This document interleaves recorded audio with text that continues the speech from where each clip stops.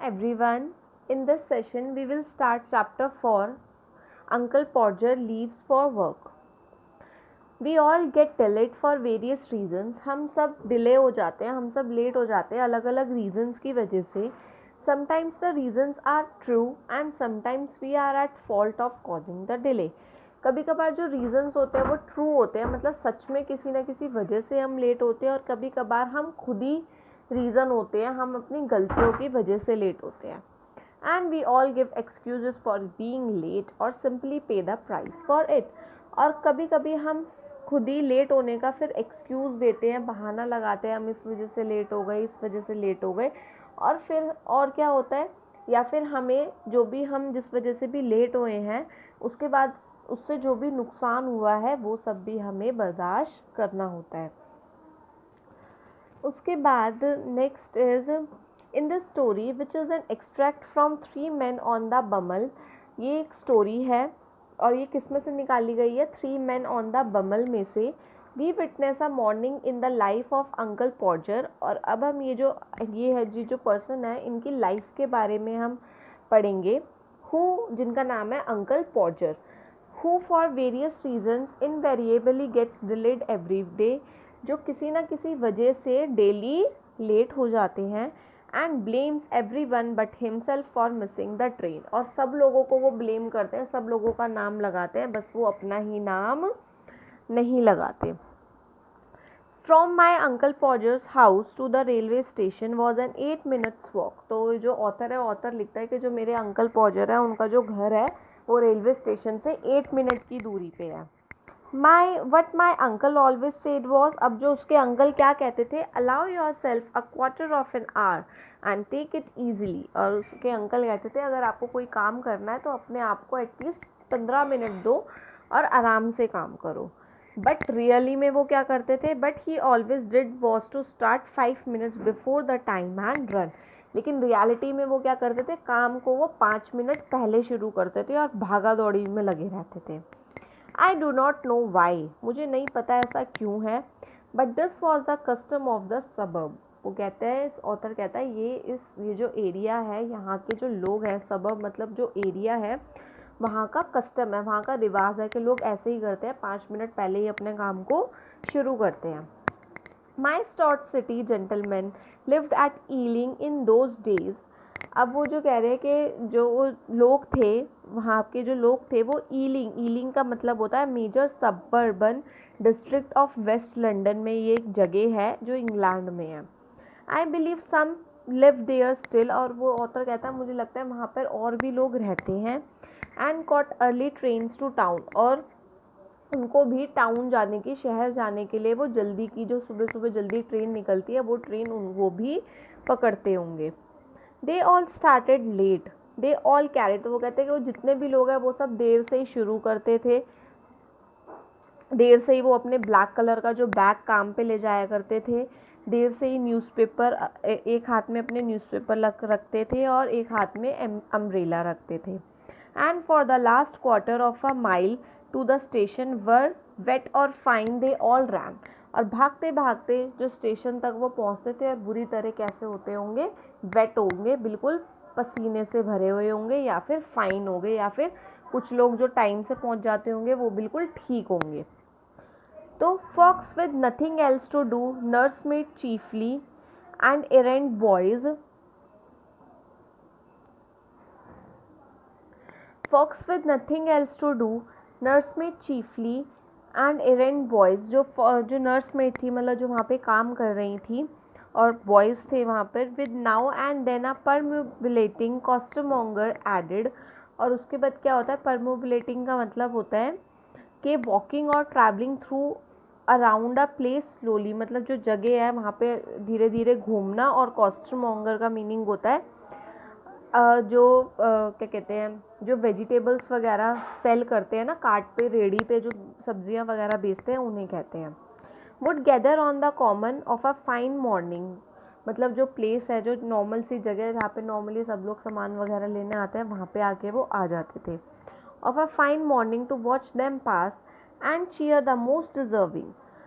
और वो देखते होंगे कि जो सब लोग जो जा रहे हैं, और वो देखते होंगे कि जो इंसान सबसे अच्छा काम कर रहा है उस सबको वो ध्यान देते होंगे। It was not a showy spectacled, they did not run well, they did not even run fast. वो क्या कह रहे हैं कि it was not a showy spectacled, वो एक शोई स्पेक्टिकल नहीं है। स्पेक्टिकल का मतलब है कि कोई ऐसी परफॉर्मेंस नहीं थी वो जो सब लोग देखते थे, ना ही वो लोग ज़्यादा तेज़ भागते थे।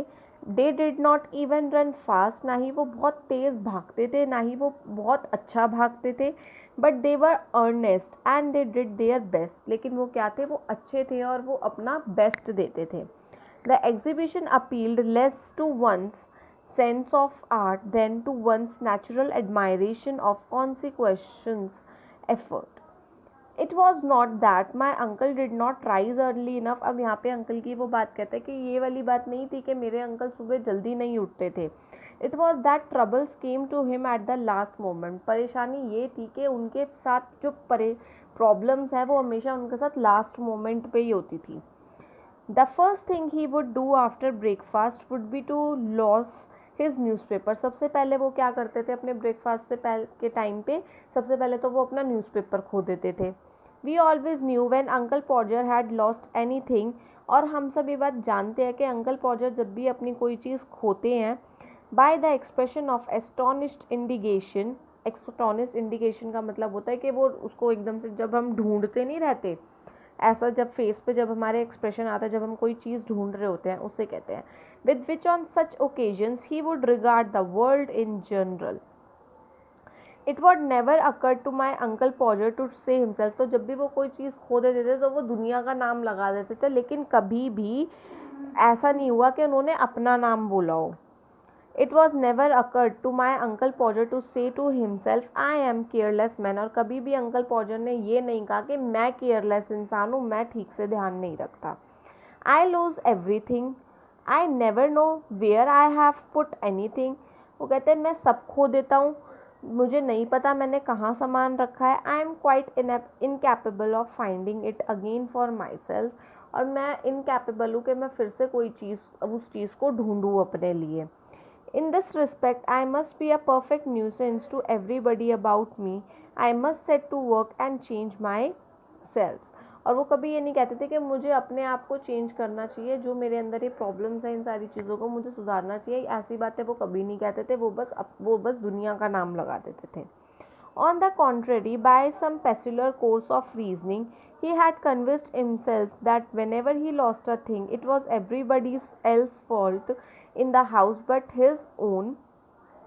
और वो यही उनका रीज़न होता था कि या तो कोई पेसुलर चीज़ है, पेसुलर मतलब कोई जादुई चीज़ उनकी चीज़ खो देती है, और वो अपने दिमाग में ये वाली बात रख लेते थे कि ये दूसरे लोगों की वजह से हुआ है, दूसरे लोगों की गलती की वजह से हुआ है, लेकिन उनकी गलती की वजह से ये नहीं हुआ। आई had it in my hand here not a minute ago, he would exclaim. और वो एकदम से चिल्लाते हैं न्यूज़पेपर को ढूंढते हुए, वो कहते हैं कि अभी वो मेरे हाथ में ही था न्यूज़पेपर और अब वो नहीं है।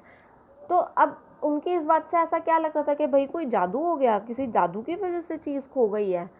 कोई इंसान यही तो बोलेगा कि हाँ भाई जादू से खो गई है। From his tone you would have thought he was living surrounded by conjurers. मतलब अगर वो ऐसी बात बोल रहे हैं तो सामने वाले इंसान को तो यही लगेगा ना कि वो ऐसे लोगों के बीच में रह रहे हैं जहाँ पे कॉन्ज्यूरर्स है। कॉन्ज्यूरर्स का मतलब कोई जादुई ताकत है। who spirited away things from him merely to irritate him। वो जो जादुई ताकतें हैं वो कोई स्पिरिट करती है, मतलब वो कोई जादू करती है और उनके आसपास से चीज़ें गायब कर देती हैं उनको परेशान करने के लिए। वो ऐसी लाइन बोलते थे, वो ऐसा बोलते थे कि मेरे हाथ में चीज़ है और अब वो गायब हो गई। तो ये सारी चीज़ों से ऐसा लगता था कि कोई जादुई चीज़ खो देती है क्या इनका सामान। उसके बाद could you have left it in the garden my aunt would suggest. तो मेरी आंट कहती है कि क्या कहीं तुमने गार्डन में तो नहीं खो दिया वो। But should I want to leave it in the garden for. वो कहते हैं मैं उसको गार्डन में क्यों छोड़ूंगा। I don't want a paper in the garden. तो अंकल पॉजर कहते हैं मुझे न्यूज़पेपर गार्डन में नहीं चाहिए। I want the paper in the train with me. वो कहते हैं मुझे वो पेपर अपने साथ ट्रेन में चाहिए। You haven't put it in your pocket. तो फिर वो कहती है, आंट कहती है कि तुमने अपनी पॉकेट में नहीं रखा. Do you think I should be standing here at 5 minutes to 9 looking for it if I had it my pocket all the while. तो फिर अंकल पॉजर चिढ़ के ऐसे बोलता है कि तुम्हें क्या लगता है कि मैं पागल हूँ कि मैं यहाँ पे 5 मिनट से खड़ा हुआ हूँ और ये सोचने के लिए खड़ा हुआ हूँ कि वो मेरी पॉकेट में है और मैं इधर 5 मिनट से खड़ा हुआ हूँ. Here somebody would explain what's this and hand him a paper from somewhere neatly folded. और यहाँ पे क्या था, उनको ऐसा चाहिए था कि कोई इंसान आए और उनके हाथ में वो न्यूज़पेपर दे दे. I do wish people would leave my things alone he would growl. और वो चिल्लाते हुए कहते हैं कि मैं ये विश करूँगा, मैं चाहूँगा कि लोग मेरी चीज़ों को छोड़ दें. मतलब उनके कहने का मतलब ये होता था कि लोग उनकी चीज़ें ले लेते हैं और खो देते हैं. Snatching at it savagely he would. Snatching it at savagely का मतलब होता है कि वॉयलेंटली, मतलब गुस्से में, वो एकदम से गुस्से में बोलते हैं कि मैं ये चाहूँगा कि लोग मेरी चीज़ों को छेड़ना छोड़ दें. He would open his bag to put it in. और वो अपने बैग को खोलते हैं और न्यूज़पेपर को अंदर डालते हैं. And then glancing at it. और फिर से वो उसको एक बार और देखते हैं कि हाँ भाई वो उन्होंने बैग में रख दिया ना newspaper. He would pause speechless with a sense of injury. और वो फिर चुप हो जाते हैं, ऐसे चुप हो जाते हैं कि जैसे उनको कोई नुकसान हो गया हो. मतलब उनको अपनी अंदर से, तो भाई हर इंसान को पता होता है कि गलती उसी की ही है. तो what's the matter my aunt would ask. तो मेरी आंट कहती है कि क्या बात हो गई. The day before yesterdays he would answer to hurt even to shout throwing the paper down upon the table. तो ये उस दिन की बात है. द डे बिफोर येस्टरडे मतलब एक दिन पहले की बात है. तो वो कहते हैं, न्यूज़पेपर फेंकते हुए कहते हैं, if only sometimes it had been yesterdays it would have been a change but it was always the day before yesterday. He would find it for him eventually. और एकदम से वो अपने लिए चीज़ें ढूंढ लेते थे. As often as not he was sitting on it. और कभी कभार वो उन चीज़ों पे बैठ भी जाते थे. And then he would smile not genuinely. और उसके बाद वो हंसते थे. और ऐसे नहीं हंसते थे कि हाँ भाई उनको अपनी गलती महसूस हो गई और स्माइली फ्रेंडली मैनर में हंस रहे हैं, ऐसे नहीं हंसते थे. But with the weariness that comes to a man who feels that fate has cast his lot. But वो इस तरीके से हंसते थे, मतलब इस तरीके से हंसते थे कि जैसे दूसरों की गलती है. Among a band of hopeless fools. और ऐसे हंसते थे कि जैसे वो इतने सारे पागलों के बीच में वो अकेले समझदार बैठे हुए हैं. All the time, right in front of your noses. He would not finish the sentence. He prided himself on his self-control. और वो बिल्कुल सामने बैठे बैठे बस एक ही बात कहते थे कि वो कितने अपने आप पे वो बहुत प्राउड फील करते थे कि वो अपने आप को कितने अच्छे से कंट्रोल में रखते हैं गुस्से को. This settled, he would start for the hall where it was the custom of my aunt Maria to have the children gathered. तो वो फिर एक हॉल है जहाँ पे उनकी जो आंट थी, मारिया नाम था, तो वो सारे बच्चों को इकट्ठा करके रखती थी. रेडी टू से गुड बाय टू हिम. और सारे बच्चे फिर उनको, अंकल पॉजर को, जो हॉल होता है घर के नीचे का, उसमें आंट और सारे बच्चे इकट्ठे हो जाते थे. और जब अंकल पॉजर जा रहे होते थे तो उनको बाय वो कहते थे. One of them of course was sure to be missing. और उनमें से एक ना एक तो गायब ही होता था. The moment this was noticed, all the other 6, without an instant's hesitation, would scatter with a whoop to find it. और जब एक ना एक इंसान, जब कोई भी मिसिंग हो जाता था, तो जो 6 जने थे वो सब लोग इधर से उधर वूप मतलब चुटकी बजाते ही स्कैटर पूरे घर में फैल जाते थे ढूंढने के लिए.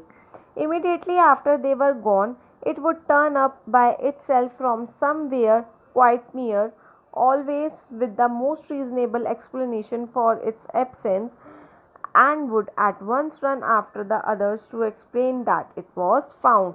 और जब जब अंकल पॉजर जा रहे होते थे और कोई चीज़ खो जाती थी तो 6 के 6 जने स्कैटर हो जाते थे चीज़ ढूंढने के लिए. और उसके बाद फिर जब कोई पर्सन आता था तो वो एक एक्सप्लेनेशन, जैसे किसी इंसान को कोई चीज़ मिल गई है उनमें से, जब वो अंकल पॉजर के सामने आता था तो वो उनके साथ में अपने पास वो एक्सप्लेनेशन लेकर आता था कि ये चीज़ इस वजह से खोई है.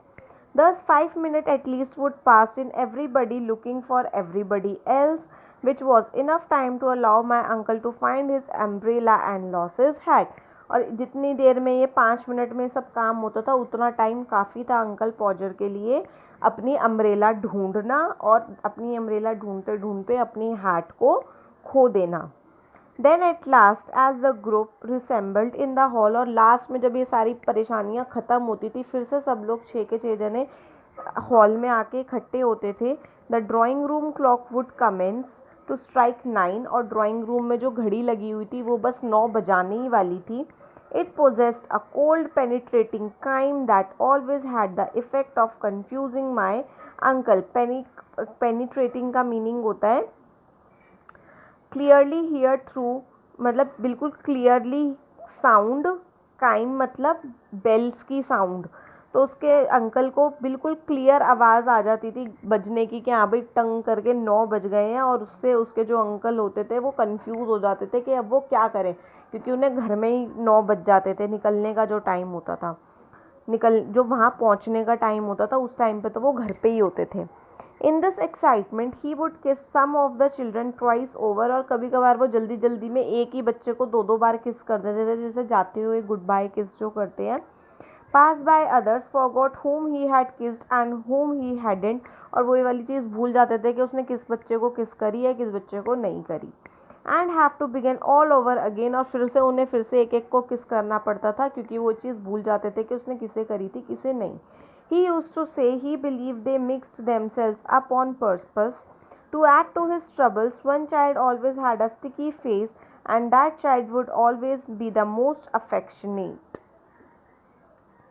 और जो मतलब जो उनकी परेशानी थी, जो ट्रबल्स जो होते थे उसके अंदर क्या था कि जो एक चाइल्ड था had a sticky face and that child would always be the most affectionate, मतलब जो एक बच्चा था उसका काफ़ी स्टिकी फेस रहता था, मतलब काफ़ी पसीने वाला फेस रहता था, और वो जो चाइल्ड था वो सबसे अफेक्शनेट, मतलब अंकल पॉजर उसके साइड काफ़ी अफेक्शनेटेड रहते थे, काफ़ी अच्छा फील करते थे।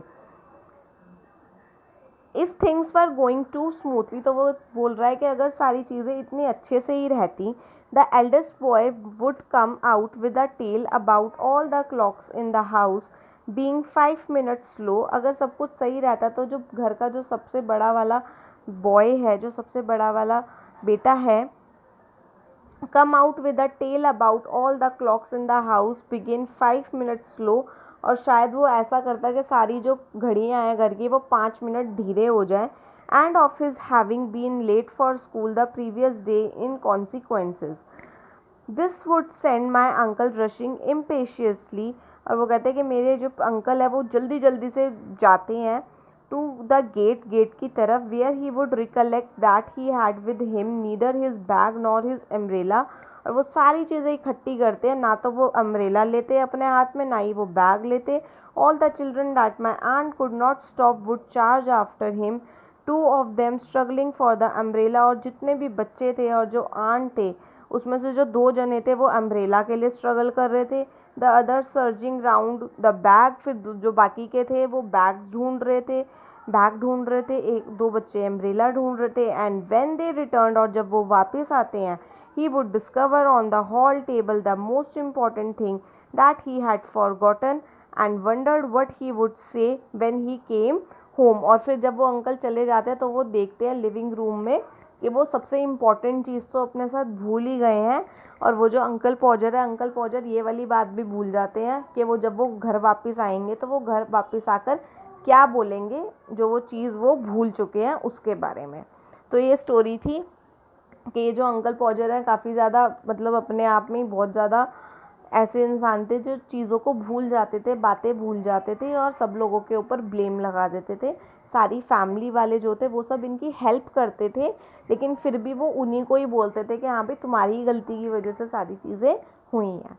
So this was the story, hope you will like it, and this is it for today. We'll meet in next session. Bye bye.